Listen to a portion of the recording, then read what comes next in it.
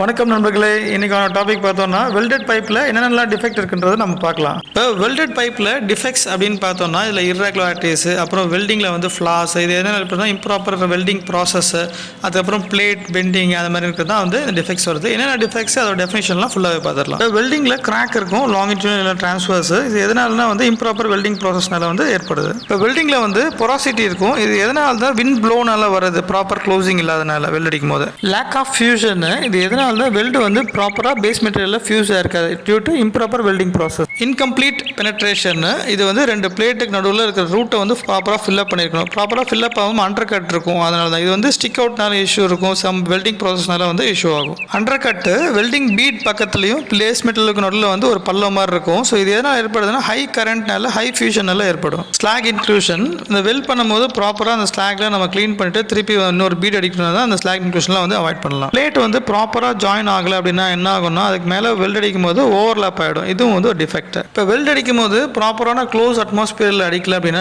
நிறைய ஸ்பேட்டர்ஸ் வரும், இல்லை செலக்ஷன் ஆஃப் எலக்ட்ரோஸ்ல இந்த மாதிரி ப்ராப்ளம் வரும், செலக்ஷன் ஆஃப் ஃபில்லர்ஸ்ல இந்த மாதிரி ப்ராப்ளம் வரும். லேமினேஷன் டிஃபெக்ட், இது வந்து எதுனா வரும், பிளேட்டில் வரும். பிளேட்டில் ரோல் பண்ணும்போது ஒரு டிஃபெக்ட். இப்போ வெல்ட் அடிக்கும் போது இந்த லேமினேஷன் டிஃபெக்ட்டும் வந்து என்ன ஆகும், ப்ராஜெக்ட் ஆகும். இப்போ பைப் வந்து ப்ராப்பராக பெண்ட் பண்ணலை, ரவுண்ட் பண்ணல, சர்க்கிள் பண்ணல, என்ன ஆகும்னா அவுட் ஆஃப் ரவுண்ட்னஸ் வரும். ஐடி ஓடி எல்லாம் வந்து டைமென்ஷன் வந்து வேரியேஷன் ஆகும். இதோட வெல்டட் பைப் டிஃபெக்ட்ஸ் பிரசன்டேஷன் முடியுது. நம்ம நெக்ஸ்ட் பிரசன்டேஷன் மீட் பண்ணலாம். Until then, bye from TechnoJP.